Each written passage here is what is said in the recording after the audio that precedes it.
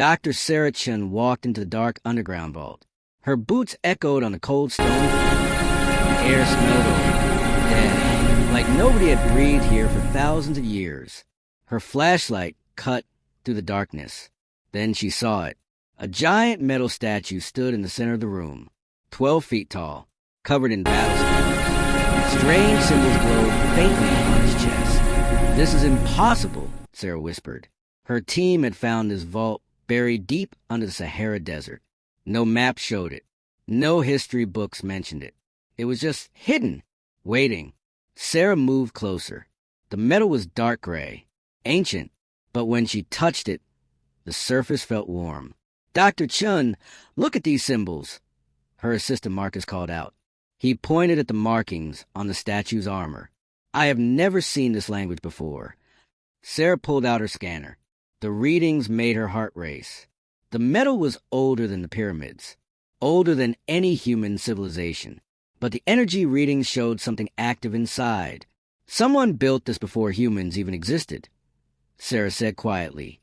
Then she noticed a small panel on the statue's chest. Symbols glowed soft blue. Sarah recognized the pattern.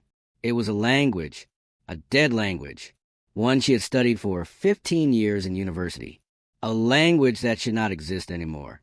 Her grandmother had taught her this language when Sarah was just a child. Her grandmother said it was important, sacred, but she never explained why. Sarah's hands shook as she spoke the ancient words. The pronunciation felt strange on her tongue. Suddenly, the entire vault began to shake. Dust fell from the ceiling. Marcus screamed and ran toward the exit, but Sarah stood frozen. The statue's eyes opened, burning red, bright, alive. A deep voice boomed through the chamber. It sounded like thunder mixed with metal grinding. "Awaiting your command, Commander." Sarah could not move, could not breathe. The warrior was looking directly at her, only at her. Its red eyes burned into her soul. What are you?" Sarah asked, her voice barely a whisper. The warrior took one step forward. The ground cracked beneath its massive weight. Sarah's heart pounded. Everything she knew about history was wrong. Everything was about to change. The warrior stood completely still. Its red eyes locked on Sarah, waiting. Sarah's mind raced with 1,000 questions. Her team had fled. She was alone with this ancient machine, this impossible thing that should not exist. "I asked you a question," Sarah said, forcing her voice to stay calm. "What are you?" The warrior's head tilted slightly, like it was analyzing her. Then it spoke again in that deep, mechanical voice. "I am Unit 007, created by the first civilization, awaiting orders from Supreme Commander. Designation, Chim Bloodline." Sarah felt her blood turn cold. "Chim Bloodline? That's my family name. But I'm just an archaeologist. I study old things. I'm not a commander of anything." "Negative," the warrior responded. "Your DNA matches command profile. You are descendant of Supreme Commander Arya Chun. Last orders received 3,247 years ago." 3,000 years? Sarah's legs felt weak. Her family history only went back 200 years. Nothing existed before that. Her parents never talked about it. Only her grandmother had stories. Strange stories about ancient warriors and forgotten wars. Stories Sarah thought were just fairy tales. The warrior moved. One massive step forward. The stone floor cracked under its weight like thin ice. "Stop!" Sarah shouted, raising her hand. The warrior stopped immediately. Perfectly still. Sarah stared at her own hand. Did she just command this thing? Did it actually obey her? "You actually listen to me?" she asked. "Affirmative. You are commander. My purpose is your will. I exist to serve, to protect, to fight your enemies." Sarah's phone buzzed in her pocket. She pulled it out with shaking hands. A message from Marcus flashed on the screen. "Military detected the energy spike. Helicopters coming. 2 minutes. Get out now." Sarah looked up at the warrior. Her heart pounded. She could hear helicopters already. The sound was getting louder, closer. Boots were running above them. Voices shouting commands. "Can you hide?" Sarah asked desperately. Negative. Shutdown requires commander's direct voice order. Warning. Multiple armed hostiles approaching. Distance. 400 meters. Combat protocols ready. Sarah heard the helicopters directly overhead now. The vault entrance exploded open. Dust and smoke filled the air. She had 30 seconds to make a choice. Hide the warrior, or let the military take it. Either choice would change everything. Sarah made her decision fast. She looked directly at the warrior. System, shut down. Voice command, RH and Omega, Sarah said quickly. She did not know why she said those words. They just came to her, like a memory that was not hers. The warrior's red eyes slowly dimmed. Its massive body went still. It looked like a statue again. Just old metal.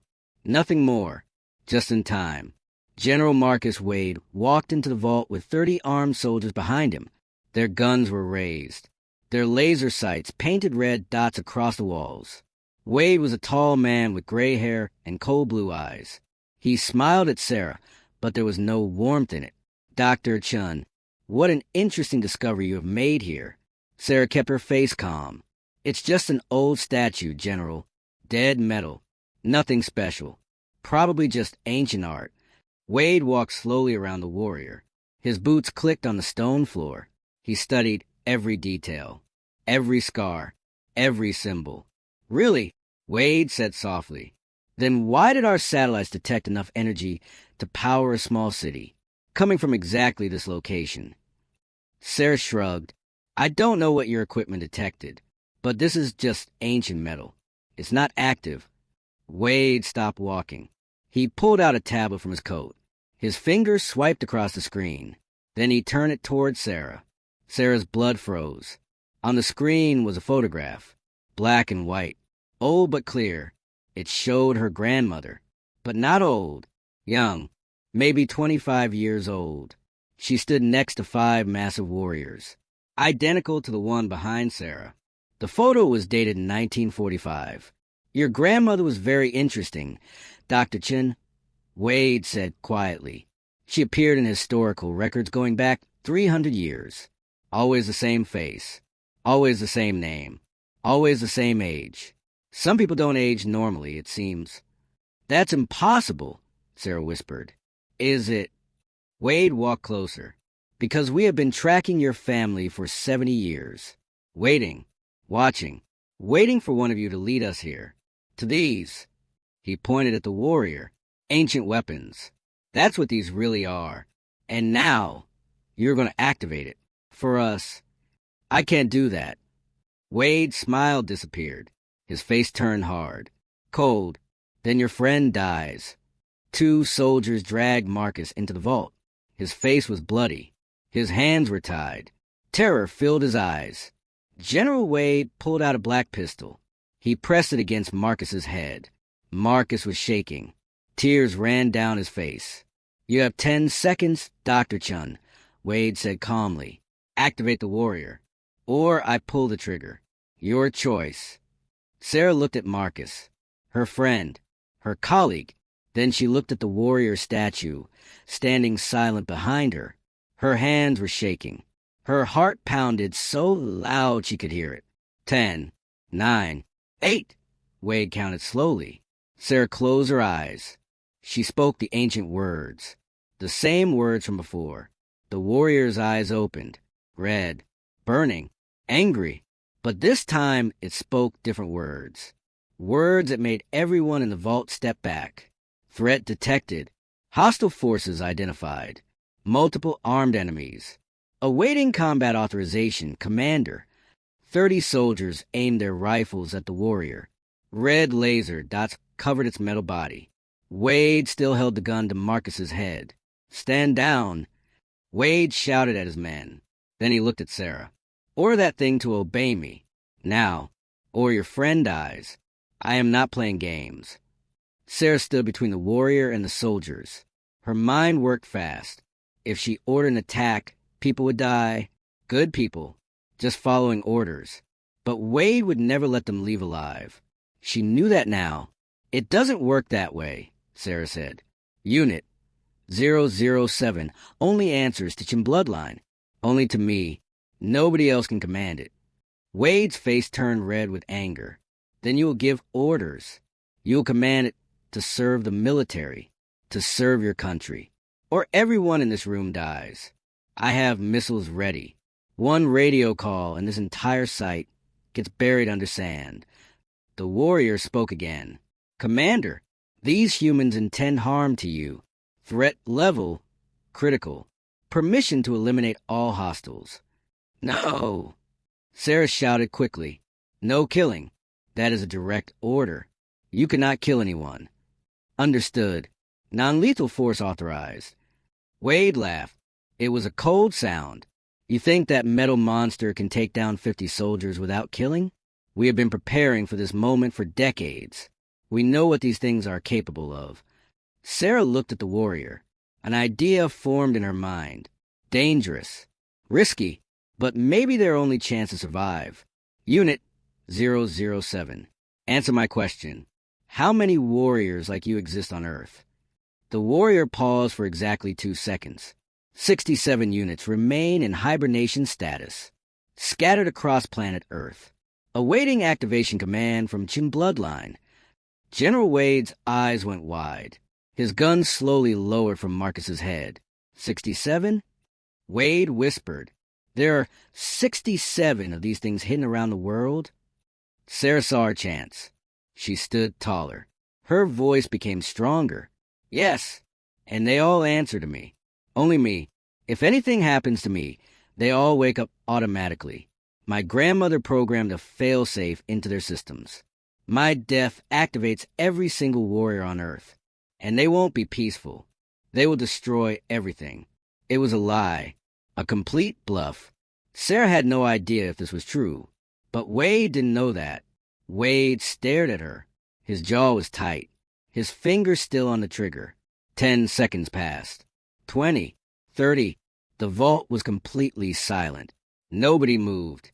Nobody breathed. Finally, Wade lowered his gun completely. He stepped back slowly. You have made a very powerful enemy today, Dr. Chun. Wade said quietly. His voice was filled with anger. This is not over.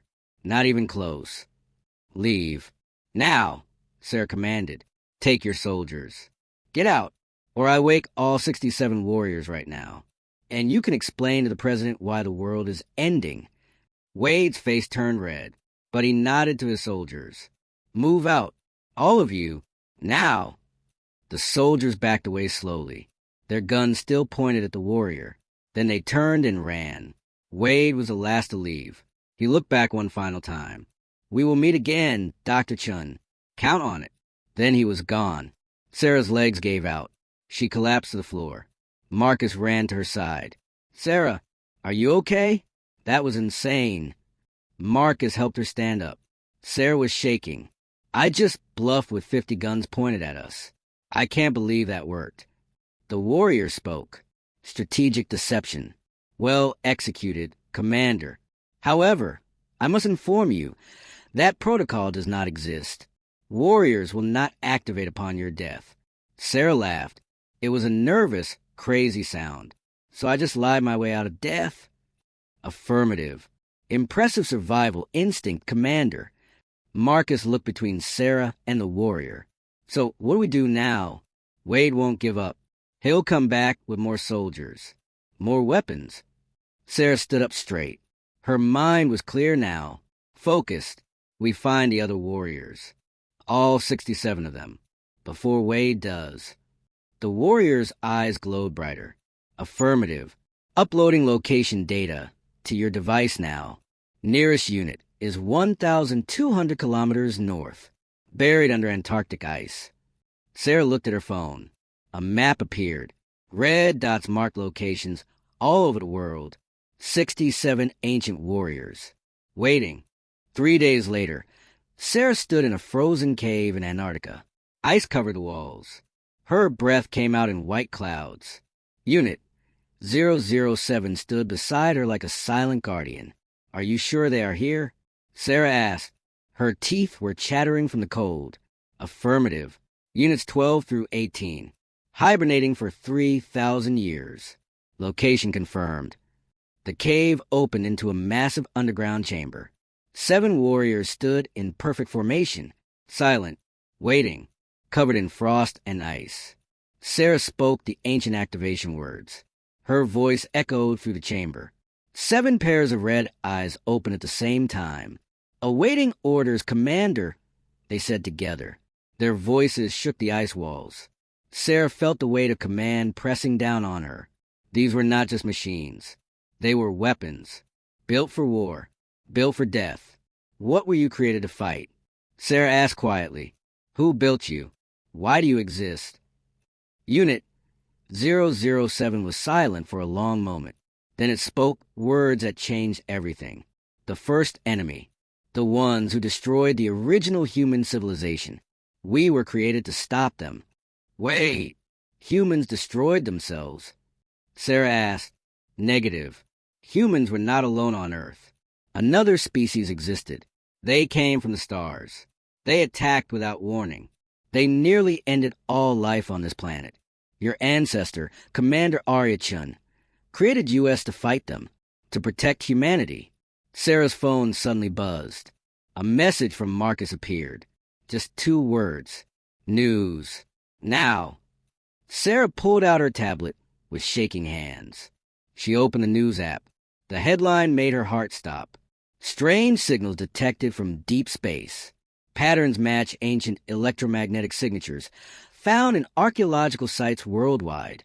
Unit 007 turned toward the sky. All 7 warriors did the same. Their eyes burned brighter, redder. Commander, they are returning. Who? Sarah whispered, even though she already knew the answer. The first enemy. The Star Destroyers. They are coming back to finish what they started. All 8 warriors turned to face north. Their bodies began to glow with energy. Ancient power awakening after thousands of years. Incoming vessels detected. Estimated arrival time, 72 hours. Commander, we must wake all units immediately. This is extinction-level threat. Sarah looked at the warriors. Then she looked up, imagining the stars above the ice. Somewhere up there, death was coming. Humanity had 72 hours, and she commanded the only army that had ever defeated these invaders. Sarah took a deep breath. Her voice was steady now, strong, like a true commander. Wake them all, every single warrior on Earth. It's time to fight. 48 hours remaining. Sarah stood in a military command center. Screens covered every wall. Each screen showed a different location on Earth. General Wade was there too. This time, he was not her enemy. They needed each other now. How many warriors have you activated? Wade asked. His voice was tired, scared. All 67. They are moving into position around the globe right now. The screen showed warriors taking their positions. Antarctica, Egypt, China, Peru, Mexico, Japan. Every ancient site had a warrior standing guard. Wade looked at the satellite feed. His face went pale. Dear God, they are here. Space above Earth lit up with massive ships. Hundreds of them. Dark metal. Alien design. Silent like death itself. Unit 007 spoke from behind Sarah. Commander, enemy fleet confirmed. Same configuration as last invasion. 3,247 years ago, we fought them to a standstill. Barely won. How did you win last time? Sarah asked. We did not win. Your ancestor, Commander Arya, sacrificed herself. She overloaded her life energy into our core systems, destroyed their mothership. The fleet retreated. She died saving humanity. Sarah felt tears in her eyes. Now she understood. Her grandmother's stories were all true. Her family had always been protectors, guardians, warriors. The alien ships entered Earth's atmosphere. The sky turned blood red. Sirens blared in every city. People screamed and ran. Then the ships opened fire. Beams of pure energy struck major cities.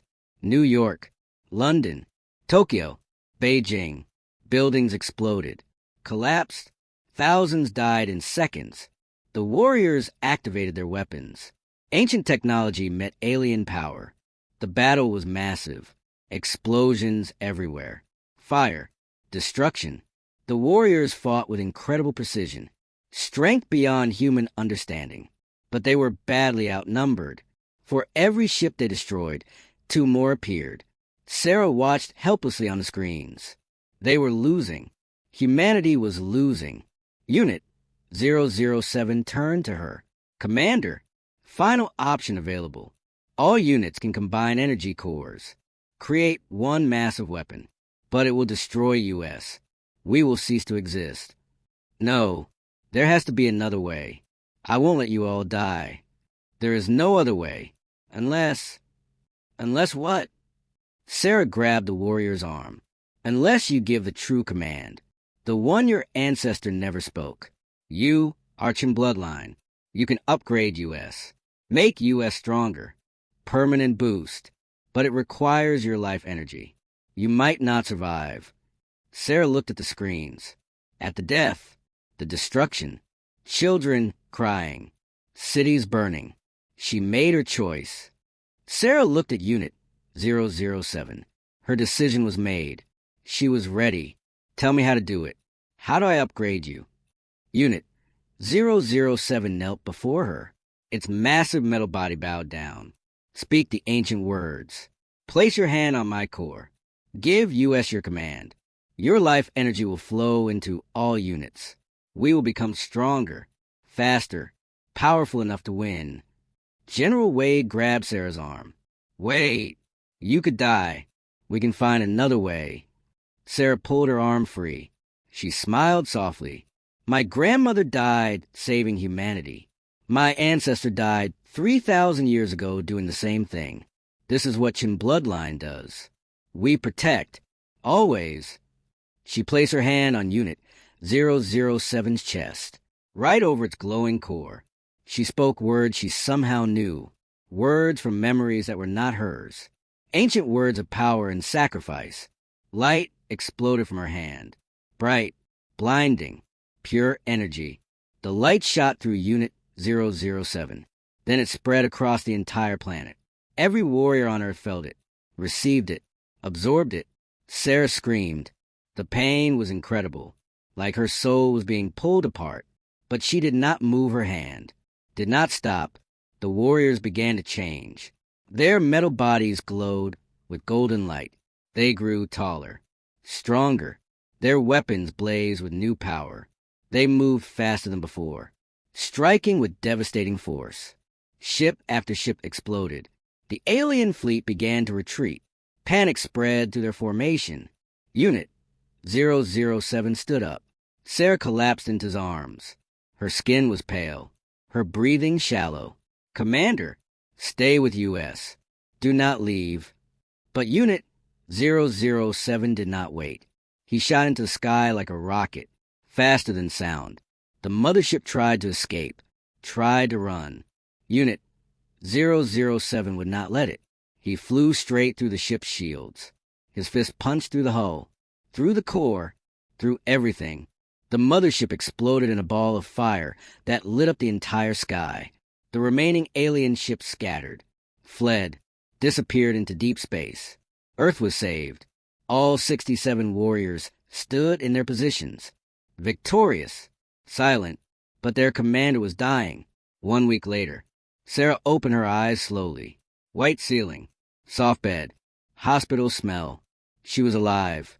Unit 007 stood in the corner of the room, waiting, watching, protecting. Commander, you survived. We are grateful. Sarah's voice was weak. I thought I would die. Negative. We refused to accept that outcome. We shared our energy with you. You gave US strength. We gave you life. That is what family does. Family? Sarah smiled. Affirmative. You are not just commander.